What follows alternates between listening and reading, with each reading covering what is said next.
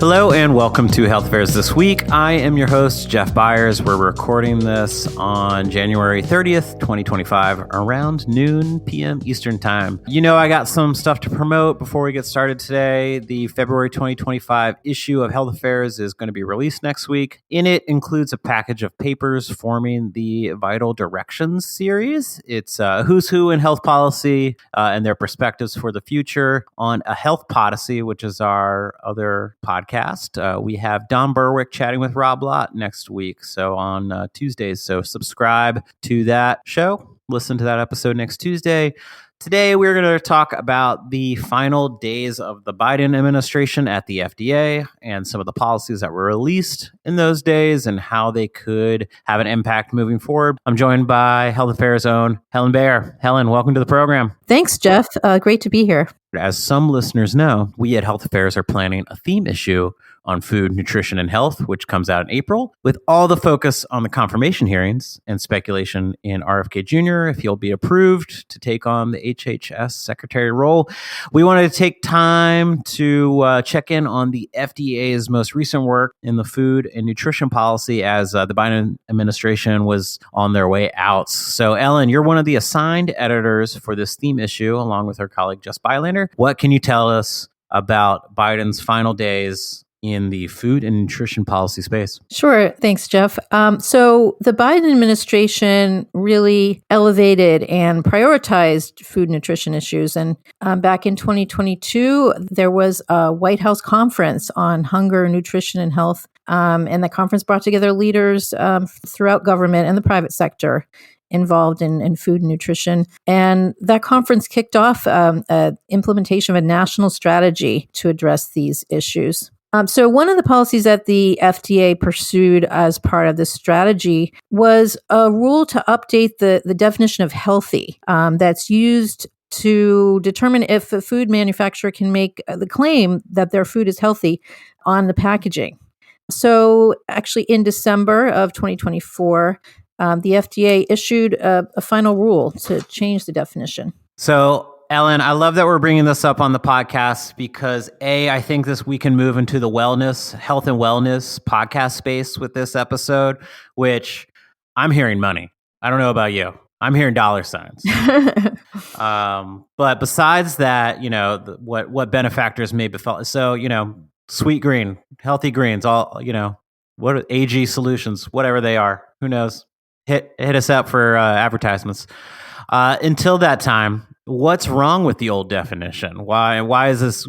What does healthy even mean? Sure. So the old definition, which was set back in 1994, has been criticized because it leaves out a lot of nutritious whole foods like nuts and fish like salmon, which are higher fat fish that are actually recommended under the dietary guidelines. And the old definition allowed foods to be defined as healthy, even if they had a lot of added sugar. So under the old definition, for food to be labeled as healthy, it had to have particular limits on saturated fat, sodium, total fat, and dietary cholesterol. But since that time, when the old definition went into effect, dietary recommendations have really evolved and moved away from focusing on specific limits for total fat and cholesterol and more toward limiting saturated fat and replacing it with unsaturated fat, as I said, what's found in salmon and nuts. So there are now recommendations to limit added sugar. So under the new definition, to have the label healthy on food package, food would have to have certain limits on saturated fat in particular, sodium, and added sugars. So it's sort of more simplified, focusing on limiting saturated fat. Also, under the old definition, to be labeled as healthy, foods had to have at least a certain minimum amount of individual nutrients like vitamin A, vitamin C, calcium. But since the time when that definition went into effect, nutrition science has really evolved to take a more holistic kind of approach, not so much focused on individual nutrients in individual foods, but more encouraging people to have a varied and healthy diet, eating foods in different food groups, rather than focusing on individual nutrients in isolation. So under the new definition that's in the final rule that was put out in December, to be labeled as healthy foods would have to have certain minimum amounts of recommended food groups and subgroups, like vegetables, fruits, dairy, protein foods, that have, and so as to be able to have a variety of nutrients. So the final rule was scheduled to take effect, and I say was, for a reason that I'll get into in a bit, but it was scheduled to take effect in February of this year. And food manufacturers would have up to 3 years to come into compliance. But of course, if they wanted to, they could comply with it sooner. Yeah, just keep them dangling to the end of the podcast. So we'll let you know what's up with the policies going in. Ellen, as you were talking, it unlocked a core memory for me of do you remember Snackwell's cookies? So like that, for some reason, putting on a little bit of an opinion hat, like for the most part, like redefining these nutrition labels could be a net positive. If you recall the Snackwell's cookies, like in the early 90s or late 90s as well, they were focused on low in calories, but it turns out they had a lot of added sugars in them. I was looking it up through while you were talking. Snackwell's was unfortunately discontinued in 2022, it looks like. So also in the space, I don't know how to transition this any other better than this, but I think I also remember seeing the FDA recently ban the use of a red dye in food coloring. Is that right? That's right. So on January 15th of this year, the FDA issued an order that was in response to a petition that was filed by the Center for Science in the Public Interest in 2022. And in the petition, they provided data showing that the food additive red dye number 3 causes cancer in male rats. So based on that evidence, the FDA revoked a previous authorization that it had given for the use of that particular dye in food and drugs and supplements. And the FDA intended for most of that order to go into effect in 2 years, in January of 2027. Besides putting out these 2 final rules at the end of the Biden administration, the FDA also published a proposed rule on January 14th of this year that would require a new kind of labeling on the front of packaged foods that they called a nutrition info box. And so apparently this kind of approach with front of the package nutrition labeling has gotten more common in countries around the world. Chile, for example, uses a black like octagon, like a stop sign symbol on packaging for foods that are high in calories, saturated fat, sodium, or sugar. In other countries, Peru and Mexico have similar kinds of these warning labels. So, I know when I'm going to look for a snack or a little treat in the grocery store, I'm looking at the added sugars. I'm looking at the calories and how many servings to a container. So, I find that information pretty useful. Would this replace the detailed nutrition facts box? Actually, no.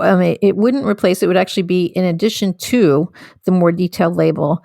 And the idea would be to kind of provide a quick, kind of easy, at a glance look at 3 particular characteristics or components of the food, which would be saturated fat, sodium, and added sugar. And it would show the percentage of the recommended daily value in a serving of the food, and also would label these as low, medium, or high.